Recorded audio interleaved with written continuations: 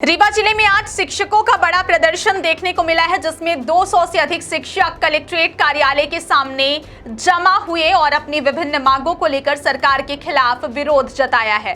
अध्यापक संवर्ग के बैनर तले एकजुट हुए इन शिक्षकों ने टीईटी परीक्षा से संबंधित हालिया आदेश के खिलाफ अपना विरोध व्यक्त किया है और इसे तत्काल निरस्त करने की मांग भी की है। प्रदर्शन के दौरान शिक्षकों ने कलेक्टर को मुख्यमंत्री के नाम ज्ञापन सौंपते हुए सरकार से अपील की कि वह इस मामले में जल्द निर्णय लें। उनका कहना है कि टीईटी परीक्षा से जुड़े वर्तमान आदेश उनके हितों के विपरीत हैं और इससे अध्यापक संवर्ग के अधिकारों और भविष्य पर नकारात्मक असर पड़ रहा है। क्या आपके बोरवेल में बार बार पानी की समस्या हो रही है? 30 किलो के लोकल पाइप दे रहे हैं धोखा, बार बार टूटते हैं और खर्च बढ़ाते हैं? तो अब भरोसा कीजिए न्यूट्रॉन केसिंग पाइप पर, एक्स्ट्रा मजबूत लंबी उम्र के साथ। अब बाजार में मिलने वाले 30 किलो के पाइप को करें बाय बाय और आज ही लगवाएं neutron 40 KG borewell casing pipe.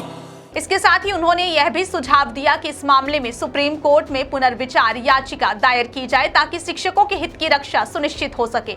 शिक्षकों ने केवल टीईटी परीक्षा तक ही अपनी मांगें सीमित नहीं रखी। उन्होंने पेंशन, ग्रेच्युइटी और अवकाश नकदीकरण जैसे महत्वपूर्ण लाभों के मुद्दों को भी उठाया है। उनका कहना है कि इन सभी लाभों में सेवा गणना पहली नियुक्ति तिथि से ही की जानी चाहिए ताकि कर्मचारियों को उनके वास्तविक सेवा वर्षों का पूरा लाभ मिल सके। प्रदर्शन में शामिल अध्यापक समुदाय ने चेतावनी भी दी कि यदि उनकी मांगों पर शीघ्र सकारात्मक कार्रवाई नहीं की गई तो आंदोलन को और उग्र किया जाएगा। शिक्षकों का यह प्रदर्शन शिक्षा क्षेत्र में चल रही अनिश्चितताओं और निर्णयों के प्रति असंतोष को उजागर करता है। उन्होंने कहा कि सरकार द्वारा जारी किए गए आदेश से न केवल उनकी पेशेवर सुरक्षा पर असर पड़ा है बल्कि भविष्य में नए शिक्षकों की भर्ती प्रक्रिया और करियर ग्रोथ पर सवाल खड़े हो गए हैं।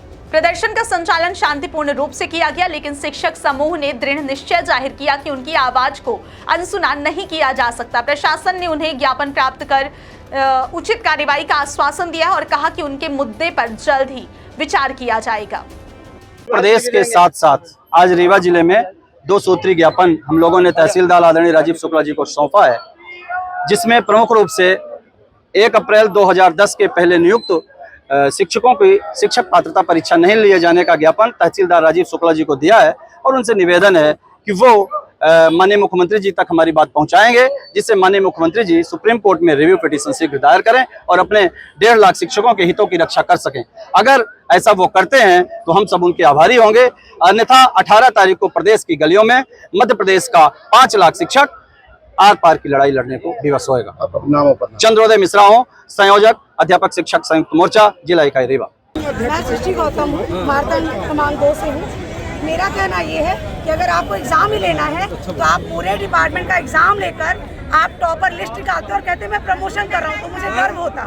अगर आपको एग्जाम लेना है तो फिर आप या तो दूसरा ऑप्शन है कि अगर आपको एग्जाम लेना है तो पहले आईएएस, कलेक्टर, कमिश्नर, जज ये एग्जाम दें, हर 5 साल में एग्जाम दें और अपनी योग्यता साबित करें कि हाँ मैं दोबारा आईएएस बन सकता हूँ। उसके बाद उसके नीचे वाले और फिर हम लोग 3rd कैटेगरी में आते हैं टीचर्स, है ना, क्योंकि हम लोग तो सामान्य जनता में आते हैं, सामान्य पब्लिक है, हम लोग को कोई नॉलेज नहीं। तो पहले जिनको नॉलेज है, जो ये नियम बना रहे हैं कि हमारा दोबारा एग्जाम होना चाहिए, पहले वो एग्जाम क्रॉस करें, उनका लेवल चेक हो, फिर आईएएस का लेवल चेक हो, तब कहीं जाके हमारा नंबर आएगा। मेरा यही अनुरोध है कि पहले वो एग्जाम दें। नाम बता वो ज्ञापन सौंपने आए, क्या कुछ मुद्दे हैं आपसे? देखिए, ये टीईटी परीक्षा जो है शिक्षकों के लिए एक अपमानजनक व्यवस्था है। कोई भी आदेश, कोई भी माननीय सुप्रीम कोर्ट का निर्णय या सरकारों का जो आदेश होता है वो भविष्य लक्षी प्रभाव के तहत होता है। ये जो टीईटी हम लोगों की ली जा रही है बहुत लक्षी प्रभाव है। ये कुछ ऐसा ही है जैसे कि 1998 में जन्मे बच्चे को 2025 में अपना जन्म सिद्ध करने के लिए तरह का हो, वही शिक्षकों के साथ अपमानजनक व्यवस्था की जा रही है। ये अपमानजनक है।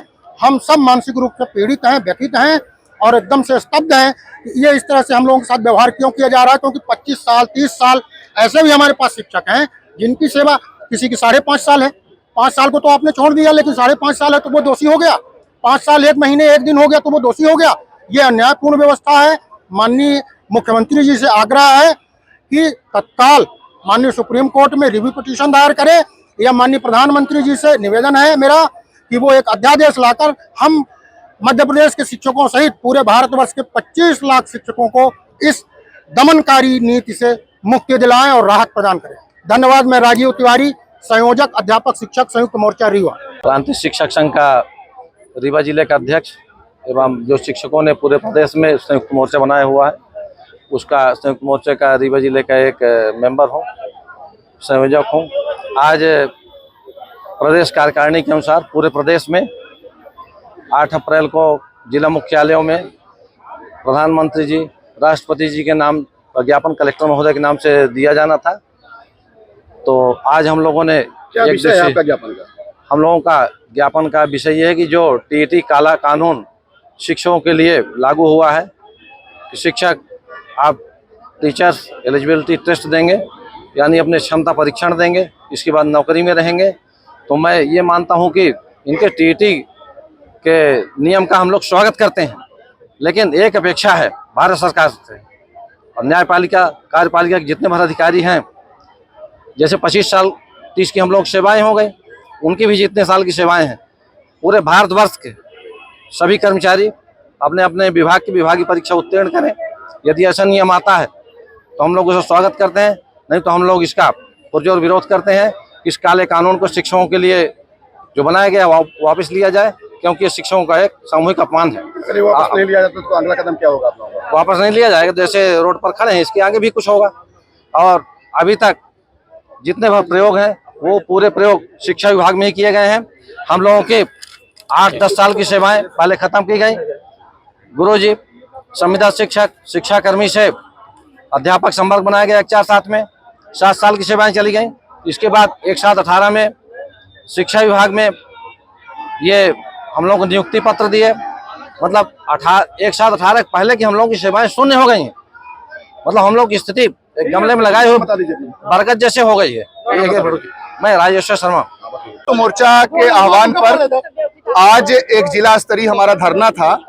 वो इस बात को लेकर था कि डीपीआई ने ऐसे तमाम शिक्षक जो आज 25 से 30 वर्ष से सेवाएं दे रहे हैं, उनकी परीक्षा के लिए को अनिवार्य किया गया है। यदि वो परीक्षा उत्तीर्ण नहीं होते हैं तो उनको सेवा से पृथक किए जाना उसमें उस पत्र में उल्लेख किया गया है।